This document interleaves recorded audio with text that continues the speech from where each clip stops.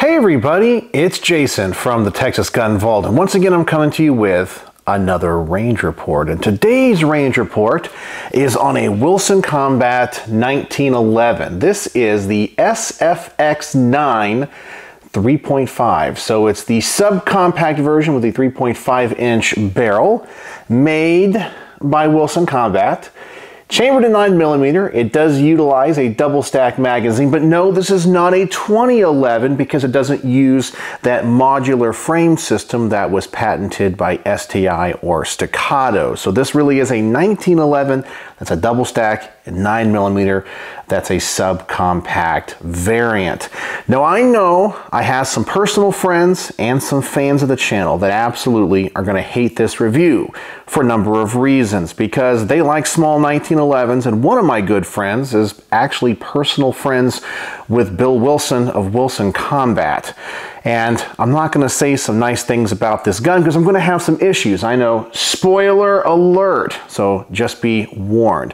But before I get into the things that I like and don't like about this gun, I always want to thank the people that make these videos possible. First and foremost is the owner of this awesome pistol. His name is D. You guys have heard me talk about him before, and he has one amazing collection. So thank you, D, for lending this to the channel. As always, I want to thank my patrons because through their monthly donation and support, they help keep the lights on around here. You guys know firearms YouTube channels are under constant assault by YouTube, and they do so much to help me keep this content coming. And as always, I want to thank my primary sponsor for all these range reports because he provides all of the ammunition, my good friend Mark from Brownworks. And yes, once again, I'm here to talk about Brownworks. Honestly, a company that I think makes the best grips in the world. Mark over there is an artist. He's a craftsman. He makes one-of-a-kind, one-off custom grips for you, for a wide variety of firearms out of a wide variety of exotic woods and materials. Anything you can imagine, Mark can make. Now, unfortunately, the gun that I'm reviewing today, the Wilson Combat SFX9, does not take wood panel grips. And that's one of the things about this gun I don't like. But I know if you're watching this video, most likely you own a 1911. And 1911 grips are honestly Mark's specialty. I'm telling you, he makes some of the most beautiful grips. And if you have a 1911 that you want to be a barbecue gun, or maybe it's an heirloom quality gun, you got to get yourself some Brownworks grips. Put on custom logos, custom engravings, special textures, special grains, and even laminate woods. Mark can hook you up. So I'm going to put a link in the comments section below. I want you guys to go over there, check out his website, see what he has to offer. I guarantee you, you will not be disappointed. And if you don't find what you're looking for over there, please contact Mark. Thank him for supporting the Texas Gun Vault, and tell him the Texas Gun Vault sent you. All right, so let's talk about the things that I like and don't like about this particular gun. And once again, we're taking a look at the Wilson Combat SFX9 3.5, which utilizes a bull barrel. So we do not have a barrel bushing in the front. 9mm, double stack magazine, pretty awesome. Well built, obviously, because it is from Wilson Combat. And obviously, we have a Trijicon RMR mounted to the top of this thing. So what are the things that I like about this gun first? Well, it's a Wilson Combat. Now, every Wilson Combat firearm I have ever handled has been top of the line. They make some pretty awesome stuff. They make their own 1911s, and they even take other companies' guns and upgrade them, like Beretta 92s and M9s, and they do an amazing job. They're just one of the finest firearms manufacturers today. Now, I also love this gun because it's a 1911, and pretty much every 1911 I shoot, I'm going to like to some degree because it's John Browning's masterpiece. He just got it right over 100 years ago. It's 2023 as I'm filming this video, so what is that? 112 years ago? Man, it is a timeless design that I think is going to be around for a long time. And because it's a 1911, we have these awesome controls in very logical places. Your slide stop, your safety, yeah. And they also have amazing triggers. 1911s are just known for having such great triggers. And if your 1911 doesn't have a great trigger, a competent gunsmith can give it one. People have just been working on these guns for so long that we've just figured out what works. Something else really nice about this is because I think it's designed for EDC and everyday carry, this gun is dehorned. There is not a sharp edge on this gun anywhere. Everything is rounded, everything is polished. It's very, very nice. So if you are a lady and are going to carry this in a purse, I don't think it's really going to snag on much at all. So pretty much the things I like about this gun are going to be the typical things everyone's going to like about 1911s, and the time that Wilson Combat and the quality that Wilson Combat put into the engineering and manufacturing of this firearm. All right, and so now let's talk about a few things about this gun that I don't like. In fact, there's going to be 3 things about this gun I don't like. And one of these things are things that I think you guys are probably going to like. It has a red dot. Yeah, I don't like red dots on subcompact guns. Some of you guys are going to go, wow, I really want a red dot on a 1911.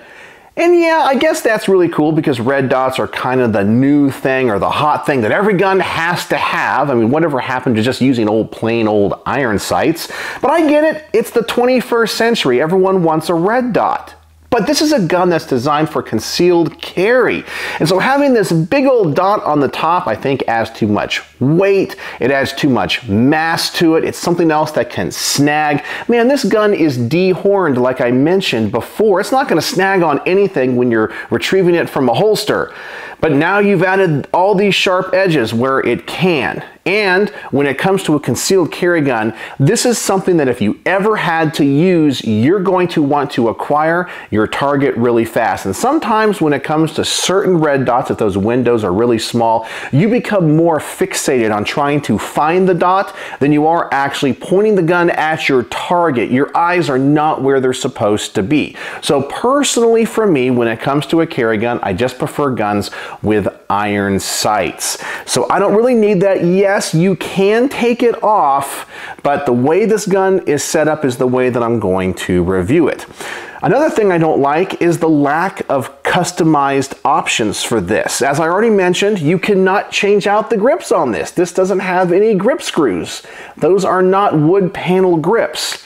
And man, one of the great things about a 1911 is how classy you can make it, adding wood grips if you want. You can also go with G10 or any other type of rare and exotic material, but being able to customize those grips with different textures and things and easily change those out, I think is a great option. Here, if you don't like the texture Wilson Combat has put on this pistol, well, you're out of luck. You also do not get the grip safety. There is no grip safety here. Now, some people are going to say you do not need that. And I would say on 95% of guns, I would completely agree. However, when it comes to the action, the tradition, and the history of the 1911, I really do want one, especially with 1911s that have hair triggers, really fine triggers on them.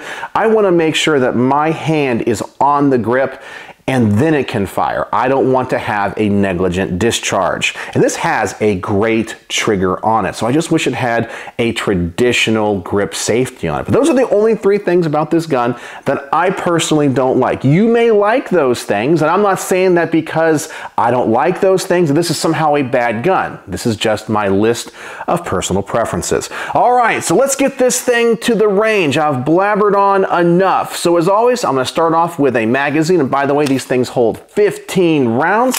Set up the target at 7 yards. Just get my initial impressions with this first magazine, see how it shoots, if I discover anything else about the gun that I like and don't like, and report back to you. So here we go. Let's get to the range.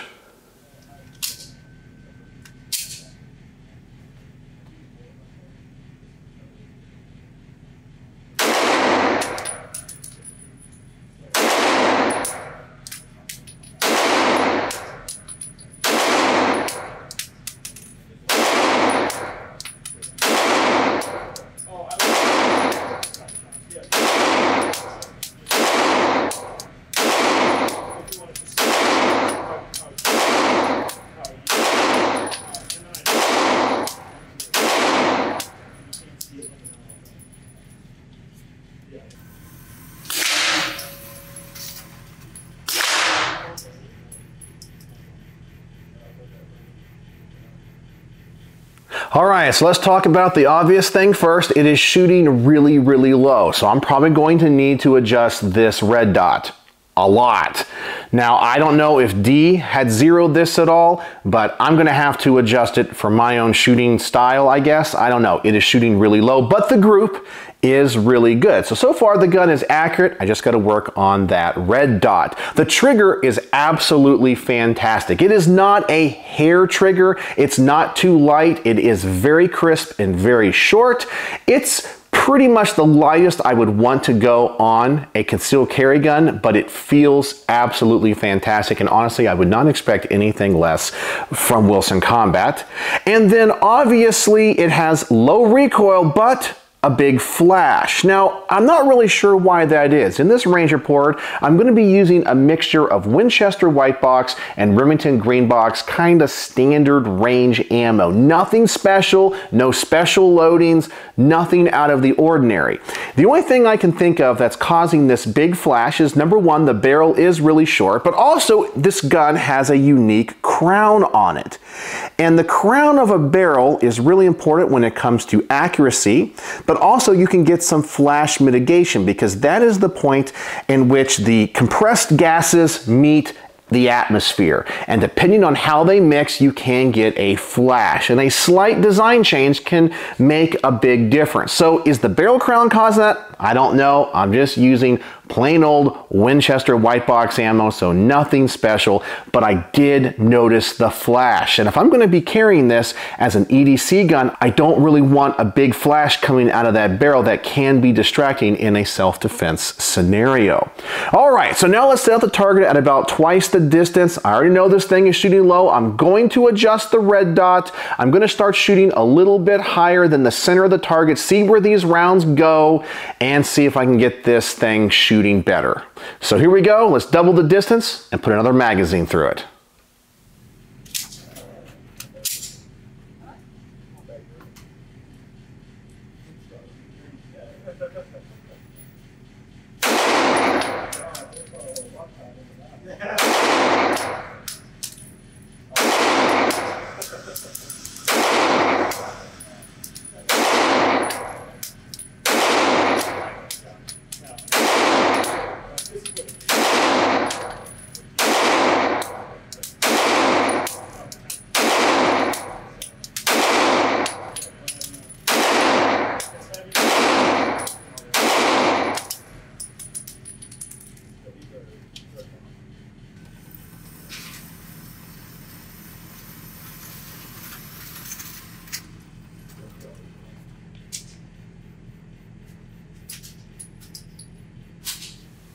And for those shots, I was aiming just below the head around the neck, and I was still shooting really low. Now, I want to let you know that I did adjust this all the way down. I can't adjust the elevation anymore, and it's still shooting really, really low. So what I think is causing that, and this is just looking at it here on the workbench and at the range, I discovered there might be a defect in this gun. Now, I don't know if this is the gun or the mount. However, when I look at the mount right here, and if it doesn't come across when I'm editing it, I will put in some pictures. This mount is thicker in the back than it is in the front, and it's very, very slight. So it is of my opinion that this red dot is not mounted parallel with the bore of the firearm. And I believe that might be causing some of these issues. But as I said, I have adjusted this red dot all the way, and it is still shooting low. And for me, that is unacceptable. Who knows? It could be the barrel. There could be something that's not concentric. And you guys are probably saying, hey, he's probably a bad shot. And that's fair enough.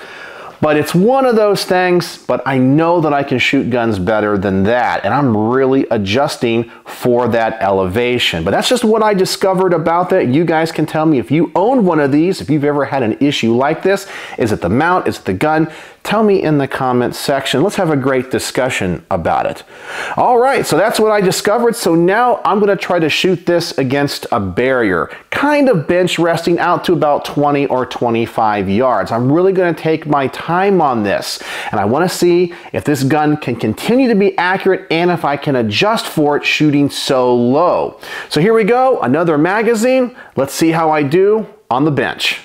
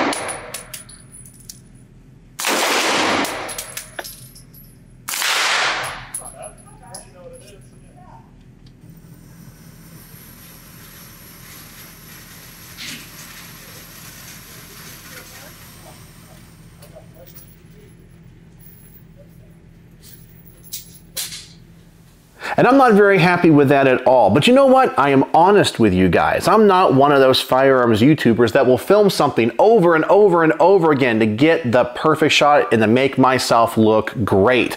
That is honestly what happened, and I always document my experiences with these firearms. And so I was really struggling with it. Now, I know what some of you are saying. Don't look at the red dot. Use the iron sights that you can see through the red dot. And guess what? I was doing that as well. And the gun still shoots low. So now I'm starting to wonder if the gun just shoots low for some other reason. I don't know. It is, for me, almost unusable. I would have to do something with the sights of this gun to make it shoot where I want it. So I'm really struggling with this, and I'm not enjoying it as much as I thought that I would.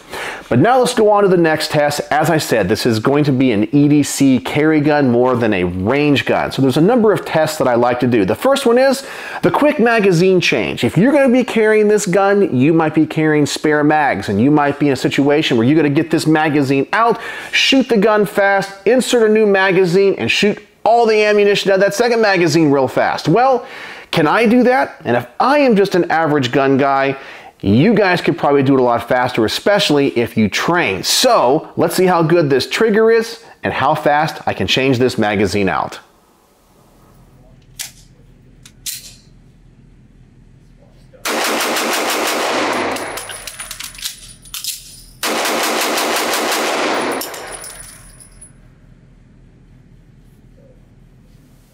All right, and I discovered a couple of things there. Number one, these low profile controls might not actually be the greatest thing for me if you're trying to shoot this gun fast. This magazine catch is very low profile, and I actually had a little bit of a difficult time finding it and depressing it. It's not like those modern 2011 pistols with those big old magazine releases that are so easy to get to.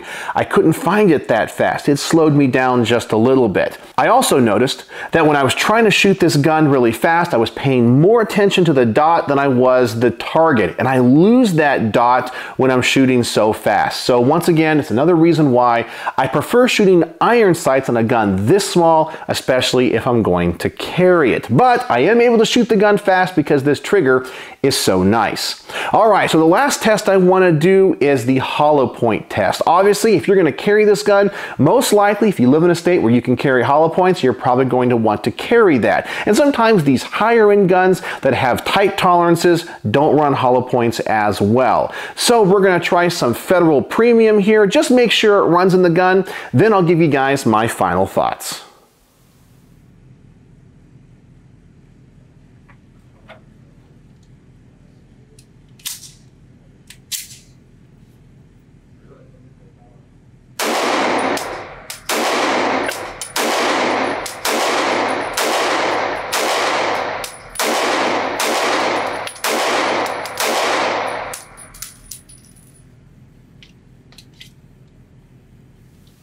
And as expected, those ran great. And I think I put 2 or 3 magazines of those through the gun, and I didn't have a hiccup at all. In fact, when it comes to the function of this firearm, I didn't have one failure to feed, failure to fire, failure to extract. I had no issues whatsoever. And once again, that is the expectation I have when it comes to a Wilson Combat firearm, just because they are designed to be built that high quality. All right, so what are my final thoughts on the Wilson Combat SFX9 with the 3.5 or 3.25 inch barrel? Well, this thing is obviously well built, well designed. It is beautiful. It's a Wilson Combat. But man, do I have a problem shooting this thing when it comes to the elevation. And that really became the focus of everything I was doing at the range. Now, the reason for that, I was not able to determine. Is it the sights? Is it the barrel? Is it the gun? Is it the red dot? Or is it me? I don't know. You guys can tell me, and a lot of you guys are going to say, you're a terrible shot. As I said, I totally understand, but go check out my other range reports. I shoot a lot of guns really well. Now, the trigger on this is absolutely fantastic. It is awesome, and I think that is one of the best things about this. And of course, Wilson Combat is known for their 1911s. And so having such a finely tuned trigger just goes with the package. I believe the philosophy of this gun is great. An EDC carry, high-end 1911 with lots of capacity and a great caliber. But man, I just don't shoot it well. I don't want the red dot, and I want to be able to customize it with my own grips. So on my star system, how would I rate the Wilson Combat SFX9 with the 3.25-inch barrel? Well, I can only give it 3 out of 5 stars. I just don't shoot it well. I don't shoot it accurate. Now that doesn't mean the one that you own or the one you're looking at is a bad shooter. It doesn't mean that at all. A lot of times when I give a gun a poor review, especially if other people own it, they get on my case and say, "You're completely wrong." Well, I only have one example to shoot. And so maybe this example just shoots low, yours shoots high or shoots perfect, or you're just a different shooter, or it's accessorized a completely different way. But for me, and the way it's set up and the way that I am able to review it, it just didn't shoot that well. But there's so much in this gun that I like, I can't give it anything less, but 3 out of 5 stars, just right down the middle. Now, if this thing was a tack driver for me, it'd easily be 5 out of 5 stars. There's so many things about it I do like, and I can overlook the lack of customization. But when I have elevation problems and the point of impact being so low, even when the red dot is adjusted all the way, there's some problem with the gun. And that's just my personal experience. So 3 out of 5 stars, Wilson Combat SFX9, 3.25-inch barrel. So what do you guys think? Do you own a Wilson Combat? Do you own one of their 1911s? Do you own one of their Berettas? What do you think? Do you think they do just an amazing job like everyone says they do? They are pretty awesome. So let me know what you think in the comment section below. And as always, thanks for watching.